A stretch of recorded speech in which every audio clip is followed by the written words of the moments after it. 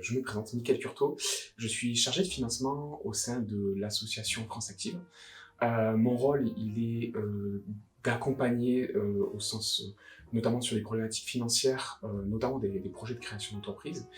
Et mon rôle va au-delà de ce rôle de financement, puisque on a la vocation également d'essayer d'apporter du conseil auprès des entrepreneurs que nous accompagnons, mais également de les mettre en relation avec tout le microcosme de la création d'entreprise, de l'accompagnement et du soutien à la création d'entreprise.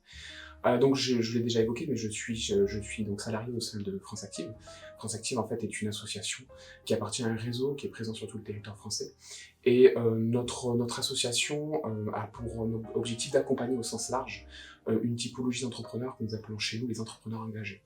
C'est une cible qui englobe des entrepreneurs qui ont un impact positif sur leur environnement au sens global du terme, mais également des entrepreneurs qui s'inscrivent dans ce que nous appelons l'économie sociale et solidaire, mais aussi, et c'est une mission historique que porte France Active, qui est d'accompagner les entrepreneurs qui sont en situation de précarité.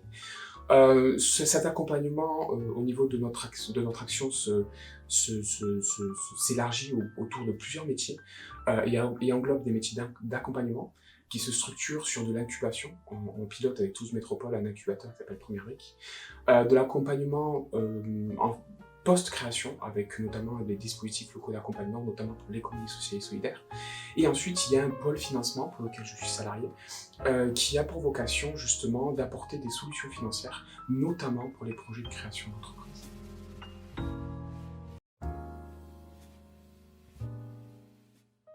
Alors, une étude financière est une étude, évidemment, qui a pour but d'expliciter le modèle économique, ses spécificités, et aussi la façon dont le projet et son modèle économique sont financés. Une étude financière s'inscrit dans un cadre assez clair qui a pour but justement d'expliciter ce projet-là. Et ce cadre-là s'articule autour de trois principaux outils. Il y a tout d'abord le prévisionnel financier, qui a pour objectif justement de présenter la façon dont sont construits les produits d'exploitation et les charges d'exploitation, et qui permet de manière synthétique de pouvoir présenter la viabilité du projet économique. Le deuxième outil principal qui est utilisé, c'est le plan de financement prévisionnel. Ce plan de financement, il a un objectif très simple, il se présente sous un tableau avec deux colonnes, et avec tout d'abord une colonne qui explique effectivement tous les investissements qui sont nécessaires de réaliser, et une autre colonne en contrepartie qui a pour objectif d'expliquer la façon et la manière dont ces investissements ont pour vocation d'être financés. Et le troisième outil principal qui est utilisé, c'est le plan de financement prévisionnel. Ce plan de financement prévisionnel, il est utile notamment en création d'entreprise, car il permet d'exprimer des nuances très importantes. Tout d'abord, la montée en charge progressive de l'activité. Et ensuite, il est très utile également pour visualiser les décalages qu'il peut y avoir entre les décaissements et les entrées d'argent, et qui permet évidemment d'identifier des besoins de financement, notamment des besoins de trésorerie. Les objectifs d'une étude financière sont multiples. Tout d'abord, pour le porteur de projet et le créateur, l'étude financière permet de pouvoir s'approprier le modèle économique et de pouvoir l'améliorer. L'étude financière est également fondamentale de manière à pouvoir présenter le projet, notamment aux parties prenantes et aux financeurs, de manière à ce que ces derniers puissent effectivement porter un regard sur la viabilité de ce projet. En ce sens, l'étude financière est importante car elle permet de juger de la crédibilité. C'est un gage de crédibilité du projet. Et l'étude financière est aussi très importante parce qu'elle permet d'évaluer les investissements. Ça permet d'évaluer la pertinence des investissements. Est-ce qu'il y a des investissements qui sont forcément nécessaires? Est-ce que tous les investissements ont été prévus? N'y a-t-il pas des éléments qui n'ont pas été établis? Le financement de la trésorerie, le financement de certains postes, mais également la manière dont c'est financé. Prêt moyen terme, leasing, voilà. Et ça permet justement d'avoir un balayage complet des possibilités de financement que peut avoir un projet de création d'entreprise.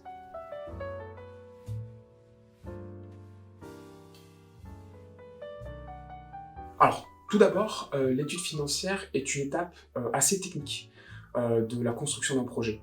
De manière générale, l'étude financière englobe des notions économiques, fiscales, et sociale. Euh, une erreur que certains porteurs de projets font et qu'il faut surtout éviter de faire est de s'approprier soi-même et de rester isolé dans la construction de ce prévisionnel d'activité. Euh, Souvent, les personnes se précipitent et la précipitation, généralement, aboutit à ce que le projet ne soit pas financé ou soit mal financé. Il est important, justement, de pouvoir se mettre en relation avec des professionnels qui doivent justement apporter du conseil de manière à perfectionner cette étude financière. En ce sens, un des acteurs incontournables de la préparation de l'étude financière, c'est le réseau des experts comptables, l'ordre des experts comptables, qui sont des acteurs qui permettront justement aux porteurs de projets d'avoir du conseil et de pouvoir structurer cette étude financière. La particularité du territoire sur lequel nous agissons, c'est qu'il est riche en termes d'accompagnement, c'est-à-dire que les experts comptables ne sont pas les seuls interlocuteurs compétents pour pouvoir apporter du conseil et pouvoir mener à bien cette étude financière. Il existe tout un microcosme assez large qui passe par le secteur associatif, notamment la boutique de la BGE, mais également les chambres consulaires avec la CCI, la CMA, voire la chambre d'agriculture pour les projets agricoles. Et il y a aussi tout un réseau de structures, soit sous forme de coopératives, soit sous forme d'associations, soit sous forme de sociétés, qui permettent également d'apporter du conseil en fonction du profil du porteur de projet. Il va y avoir également, par exemple, égalitaire pour les structures qui sont portées par des femmes. Il va y avoir des structures comme Creact Up. Il va y avoir des structures associatives avec des bénévoles comme l'ARSEC ou EG. Et tout ce panel d'acteurs doit justement permettre aux porteurs de projets d'être accompagnés et de pouvoir présenter l'étude financière la mieux préparée.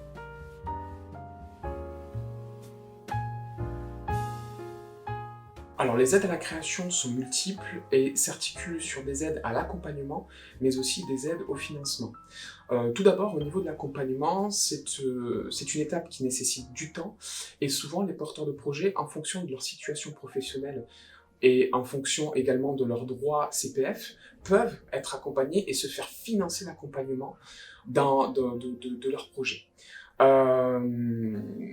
Au niveau de Pôle emploi, il existe un dispositif qui s'appelle Active Créa et qui permet notamment aux porteurs de projets qui ont une idée de pouvoir être accompagnés de l'émergence de l'idée jusqu'à l'étape de l'étude financière par le biais d'un dispositif qui permet aux porteurs de projets demandeurs d'emploi de pouvoir travailler cette étape-là et d'être accompagnés avec une prise en charge de l'accompagnement via Pôle emploi et ce dispositif qui s'appelle Active Créa.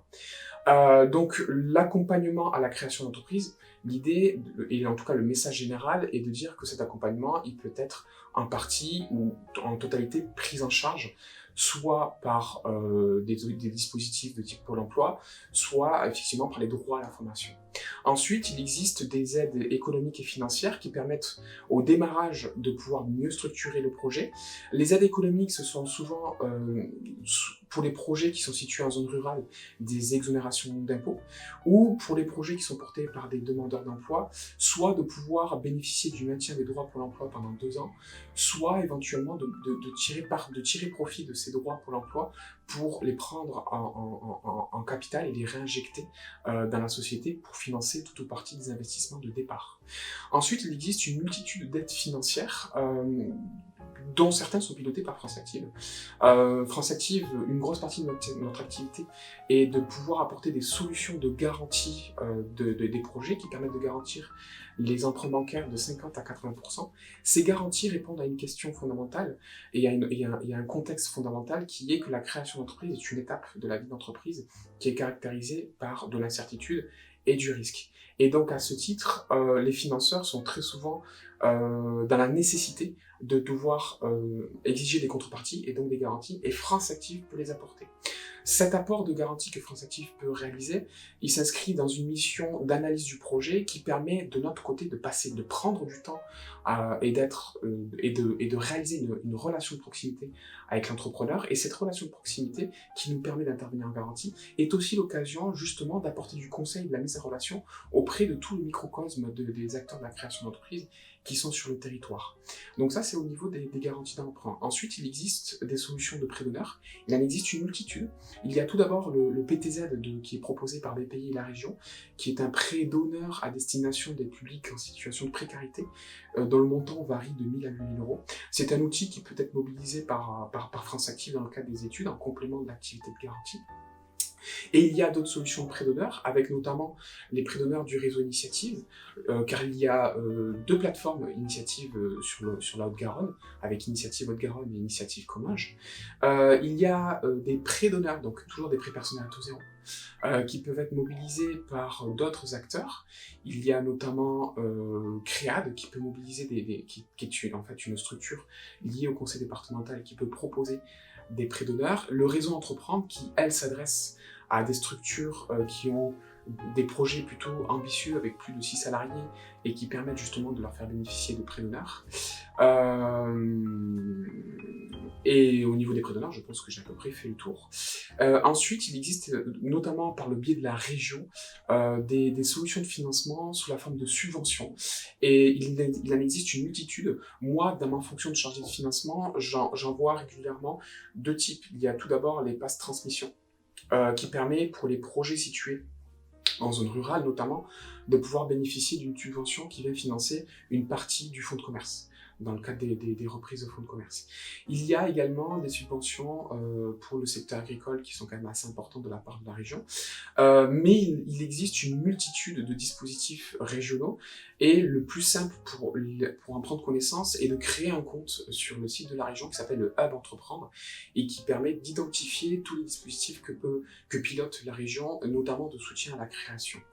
Au niveau des subventions, au niveau de France Active, on pilote également un petit dispositif de subvention en partenariat avec la fondation FAP-EDF et qui permet notamment pour les porteurs de projets qui s'inscrivent dans des dynamiques de création d'entreprises en zone rurale et qui sont en situation de précarité, de pouvoir leur faire bénéficier d'une subvention complémentaire au plan de financement et qui peut s'élever à 2 000 euros.